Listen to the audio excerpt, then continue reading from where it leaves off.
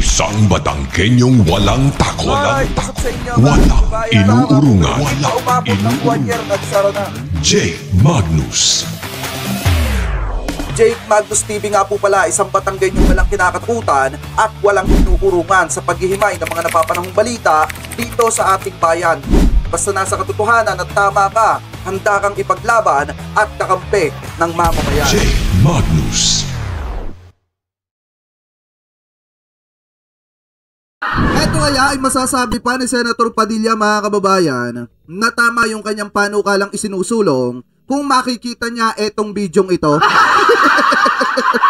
So ito hindi pa na-aprobahan yung panukalang batas na ipaligal yung paggamit ng cannabis dito sa Pilipinas bilang medigasyon.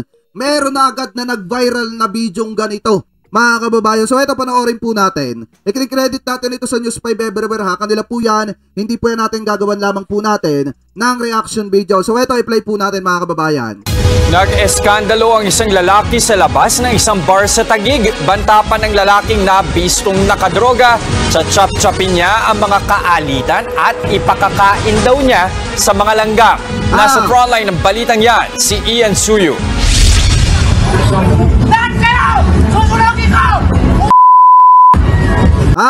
May isang lalaking nagwawala sa BGC at nagsisigaw, nagbanta, nakakatayin, chachap-chapin niya yung mga nakaalitan niya di umano. Nakaalitan niya di umano, mga kababayan, at ipapakain niya daw sa langgam. So hindi magagawa yan ng isang matinong tao, lalo na kung basta lang may nakaalitan, mga kababayan, kung walang impluwensya ng ipinagbabawal na gamot or damo. So ngayon, ipagpatuloy pa natin. Walang tigil ang pagmumura ng lalaking ito habang nasa loob ng kanyang pickup truck sa tapat ng isang bar sa Bonifacio Global City sa Taguig kagabi.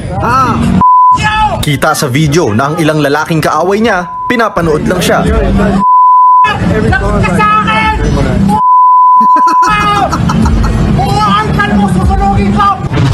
Agad rumesponde ang mga pulis sa lugar, pero pati sila napagbuntunan ng galit ng driver. Empleyado ka lang pala, ito nakabakta ka. Pare, nakita mo to, mahal pa to sa buhay mo. Ayon sa isang nagrereklamo, 3 araw nang binubuntutan ng 45 anyos na si Elmer Enriquez ang isa nilang kaibigan sa lugar. At panoorin mo to kay Buloy ha, panoorin mo to tsaka Senator Padilla. Panoorin mo na mabuti to. So ito, panoorin pa natin. Kagabi nga, bigla na lang daw nagwala si Enriquez sa harap nila. Nung nakita niya yung kasama namin na isa na foreigner na babae, nagbabad finger na siya kung ano na yung mga sinasabi niya na against sa amin, like parang kinagurse na yung pamilya namin. Natakot kami kasi baka mamaya meron siyang mga illegal firearms, di ba? Pwede kaming barilin na parang hindi namin alam kung ano yung meron siya. Ito ko sa mundo, na seryoso ako. Kahit nasa harap na ang mga otoridad, wala pa ring tigil sa pag-ieskandalo ang lalaki. May kaya ako, kaya kitang papatay kung gusto ko. Kita niya, nag-death threat pa sa sobrang sabog ni Pade. Kita niyo Kibulay, panoorin mo to. Nakakita ka na ng katapat mo. Kita niya, mga kababayan sa sobrang sabog, kahit meron ng mga otoridad, nagbabanta pa rin. Pagpatuloy pa natin. Papakain ko kayo sa langgam, pupulitin ko likod nyo, chachap-chapin ko kayo. Dito na napag-alaman ng Taguig Police na nasa impluwensya ang suspect ng illegal na droga. Nung kinokompronta ng ating marshal at nakita ng ating marshal na nagsindi ng pinaghinalaang CBD or cannabidiol, o isang ating other form ng maliwanag, mga kababayan cannabidiol, yung tinutukoy dito, ibig sabihin, cannabis. Ano po, marijuana, Mary Jane, yung tinutukoy dyan. Pagpatuloy pa natin, dapat napapanood to ni Senator Padilla at saka ni Kibuloy. Ano pa, pagpatuloy pa natin? Cannabis. Nakita pa natin yung mga ibang cannabidiol sa loob ng kanyang sasakyan. Nakuha mula sa suspect ang ilang gramo ng CBD o cannabidiol, isang uri ng marijuana na nasa 1,000 piso ang halaga. Inamin naman ni Enriquez na sa kanya ang droga. Ginagamit ko. Gumamit ka ngayon? Oo, wala naman siya amat CBD siya. Ano yung CBD pa kayo? Research mo. Gumagamit? Hindi ako tumitigil gumamit. Gumagamit ako araw-araw. Pagising ko hanggang matulog ako. Pero depensa niya, hinamon daw siya ng suntukan ng isa sa grupo ng mga nagrereklamo, kaya niya sinigawan ng mga ito. Etong isang example, Senator Padilla, kapag ka naipasa yung panukalamang batas, ito yung isang example lang sinasabi kong Pilipino na posibilidad na umabuso dun sa cannabis, mga kababayan. At eto siguro yung isang tuwang-tuwang Pilipino kapag ka nasa isa batas, yung gustong mangyari ni Senator Padilla. Kaya nga, Kuya Sir Kunsaki, maliwanag, cannabis, di ba yung ginagamit niya kaya nabano? Ay, pagpatuloy pa natin. Eto, Kibuloy. Eto yung masasabi kong katapat mo lumabas na. Panoorin pa natin. Agad siyang pinasasan ng mga pulis, pero pumalag pa rin ang suspect. Under the law of God sa Bible, you cannot touch me. I am God, I am Jesus Christ. You cannot touch me. I am Jesus Christ. Kibuloy, sino ngayon ang Son of God? Ay, nadyan ba si Kibuloy, yung mga Kibulatics? Ay, yung mga panatiko ni Kibuloy dyan, sino ngayon ang tunay na Son of God? Sabi nitong lalaki, mga kababayan, nitong lalaki na nakatira ng cannabis, hindi daw siya pwedeng hawakan. Kasi siya daw si Jesus Christ. Mga kababayan, so sa madalit salita, siya yung tunay na Son of God. Ngayon, lumabas na yung tunay na katapat ni Kibuloy, mga kababayan. Dahil kung titingnan nyo, di ba sinasabi ni Kibuloy, I am the Son of God. So ngayon, mga kababayan, ang sinasabi naman itong isang lalaki, you cannot touch me. I am Jesus Christ. Untouchable pa to, mga kababayan, na ulitin natin ng konti. Enriquez na sa kanya ang droga. Ginagamit ko. Gumamit ka ngayon? Oo. Wala naman siya amat eh. CBD siya eh. Ano yung CBD pa kayo? Research mo. Gumagamit? Hindi ako tumitigil gumamit. Gumagamit ako araw-araw. Pagising ko hanggang matulog ako. Pero depensa niya, hinamon daw siya ng suntukan ng isa sa grupo ng mga nagrereklamo, kaya niya sinigawan ng mga ito. Agad siyang pinasasan ng mga under the influence of Kibuloy. Hindi, eto ako titingnan natin. Bukod sa under of influence of Kibuloy ito, under of influence of cannabis din ito. Etong taong ito dahil nalulung po sa ipinagbabawal na damo. Ibig sabihin nalulung sa cannabis. Kaya yung kanyang pagiging matapang, yung kanyang mga pagbabanta, mga kababayan, ay nasasabi niya kasi nga lulong na lulung si pare ko. Sino ngayon ang mas matapang, mga kababayan? Yung sinasabi na siya yung Son of God. Pero ngayon, nagtatago, mga kababayan. Or etong kahit nakaposes na, sinasabi na untouchable siya at siya si Jesus Christ. Ano ngayon? Kita nyo, mga kababayan, na ito yung isang example. Hindi pa naiisabatas yung panukala ni Senator Padilla, may nangyari na agad na ganito. Na kung saan nasobrahan na abuso yung paggamit ng cannabis, mga kababayan, kaya ang naging resulta, naging bangag at nanggulo sa BGC, nagsisigaw doon. So ngayon, mga kababayan, eto ba yung dapat na aprubahan na panukalang batas? Nakita naman natin yung epekto agad, yung masamang epekto agad. Diba, mga kababayan, hindi lang yon. Eto pa yung matindi. Ano po, dahil sa paggamit niya ng cannabis, nalaman niya na siya si Jesus Christ at siya yung Son of God. Untouchable pa. Nasa kustodiya na ng Taguig Police ang suspect na mahaharap sa mga reklamong alarm and scandal at paglabag sa Comprehensive Dangerous Drugs Act. Nagbabalita mula sa frontline, Ian Suyu. So ngayon, diretso na agad tayo, mga kababayan, dito sa isang balita na nakita natin na kung saan naaresto na siya. Ano po ito? Ewan ko kung ito din yung kagabi, pero ito yung mas maliwanag. Mga kababayan, ipagpatuloy pa natin. Gumamit ka ngayon? Oo. Wala naman siya amat eh. CBD siya eh. Ano yung CBD pa kayo? Research mo. Nung nagmamaneho ka, gumagamit ka rin. Gumagamit? Oo. Hindi ako tumitigil gumamit. Gumagamit ako araw-araw. Pagising ko hanggang matulog ako, kahit tumatay ako, gumagamit ako. Kita nyo, proud pang ipagsigawan na siya ay gumagamit, mga kababayan. Diba?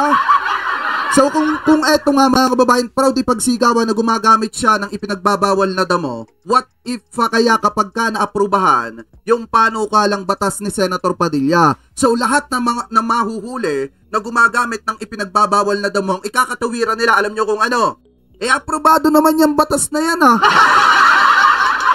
Yan naman ay nasa isa batas na. At yan ay mismong isinulong ni Senator Padilla. Kaya bakit nyo kami huhulihin gumagamit? Diba? Ipagpatuloy pa natin mga kababayan. Sinabi mo hindi ka daw pwedeng hulihin dahil anong dahilan? Bakit? Because under the law, under the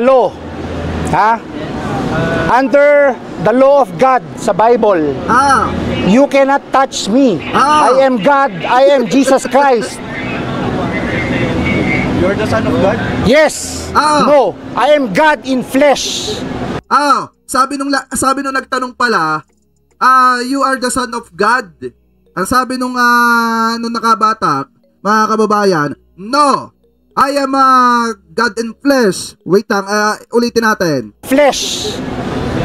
Yes. No, I am God in flesh. I am God in flesh, mga kababayan. So, ayaw ni Kuya maging son of God. Pero, siya ay God in flesh, mga kababayan. So, parang mas malakas siya kaysa kay Kibuloy. Kasi nga, untouchable. Ano kayo masasabi dito ng mga Kibuloy fanatics? Mga kababayan, ano kaya masasabi nila tungkol dito kay Kuya? Kasi siya yung mas malakas siya kaysa sa son of God.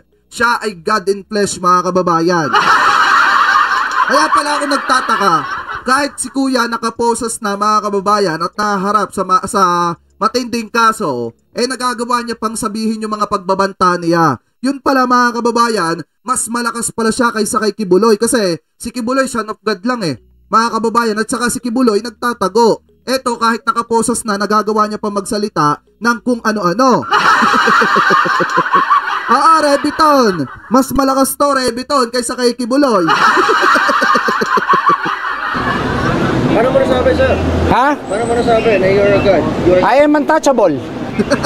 Pero sir, ano masasabi niya? Pinasasa na kayo ngayon. This is illegal. You have nothing against me. You cannot touch me. I am Jesus Christ. Sir, ano ba? Lahat ng kaluluwa nyo akin.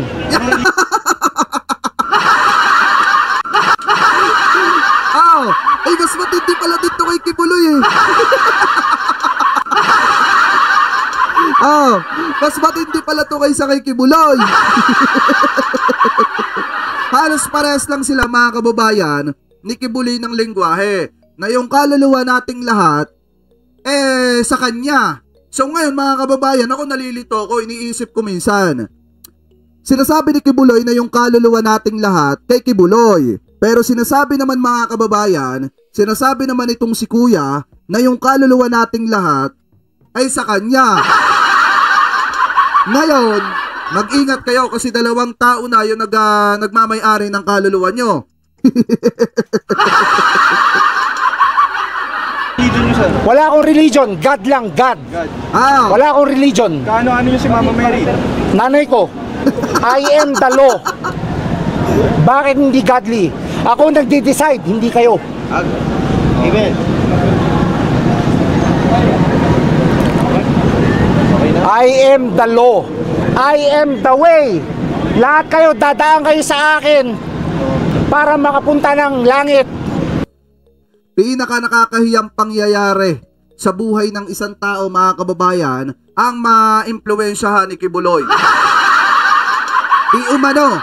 Kasi kita nyo naman, mga kababayan, siguro baka napapanood nito yung mga video ni Kibuloy, kaya ganito na lamang yung kanyang mga reaction, mga kababayan. Pero anyway, kayo ano pa ang komento ninyo dito sa lumabas na bagong katapat ni Kibuloy, mga kababayan? Na panibagong nagmamay-ari po ng ating kaluluwa. So, boto na lang kayo kung sino yung sa tingin ninyo na posibilidad na humawak ng inyong mga kaluluwa. Kasi dalawa na Hindi na isang tao. Mga kababayan, saan kayo? Pili nga kayo sa Son of God ba? Or sa God in flesh? Mga kababayan, pili nga kayo dun sa dalawa, comment below na lamang po. aagawan ng trono. Biruin nyo mga kababayan, hindi lang pala sa politika nagkakaroon ng siraan para magkaagawan ng trono, kung hindi pati din pala mga kababayan sa posisyon ng pagiging anak ng Diyos. So anyway, comment below na lamang po mga kababayan kung anong opinion ninyo hingil po sa panukalang batas ni Senator Padilla na ipaligal ang paggamit ng cannabis dito sa Pilipinas bilang medikasyon. At comment below na lamang din po kayo kung ano po masasabi nyo hingil po dito kay kuya na nag-aamok na kung saan siya daw yung son of God mga kababayan. Ay, sabi dito maghahati na sila. Ay, there's TV Mega Love shoutout Sabi ni Helion, ayan, magkikita kaya sila ni Kev sa kulungan? Oy, malaki ang posibilidad mga kababayan. At doon baka magkaharap sila at malaman natin kung sino talaga may-ari ng trono. Sir Jake, di kaya yan. Nang bunga ng ginawa ng nilang rally. Di yan sa liwasang Bonifacio. Ito nga yung gusto kong sabihin Kita nyo yung ginagawa ninyong mga prayer rally, yung nagiging bunga at resulta? Tingnan nyo, may isang taong nabangag. Kaya nga. Ayan nga, CB, Mega Love shoutout Sabi dito, psychiatrist lang katapat dyan. Kaya nga po Ma'am Nelly 2000, Mega Love shoutout Nabubuang ako, Jake. Ano na ba to ang mundo? De, nalilito lang kayo kasi iniisip ninyo kung sino yung posibilidad na humawak ng kaluluwa po ninyo. Kuya Ryan Basio, Mega Love shoutout po na napakasarap. At siguro mga kababayan, hanggang dito na lamang po muna tayo at pansamantala po muna tayo magpapaalam. Pero bago po tayo pansamantala magpaalam, ay maraming salamat po sa lahat ng Team Replay na hindi po nakakalimutan na mag-like po ng ating mga live streaming. Maraming salamat din po sa lahat ng Team Replay na hindi nakakalimutan na mag-iwan po ng inyong mga komento. Mga kababayan, yung mga makakapanood po nito yung mga Team Replay na makakapanood po nito comment below nga kung kanino kayo boto. Sa Son of God ba o sa God in Flesh? Mga kababayan, comment below kung ano yung masasabi nyo. Oy, Kuya Witski, Mega Love shoutout Mr. Coldivera, Mega Love shoutout Comment below na lamang mga kababayan at maraming salamat sa lahat ng Team Replay na hindi po nag-i-skip ng ating mga ads. Thank you po sa inyo lahat. Ingat po kayo palagi. God bless po. Maraming salamat po. Thank you po.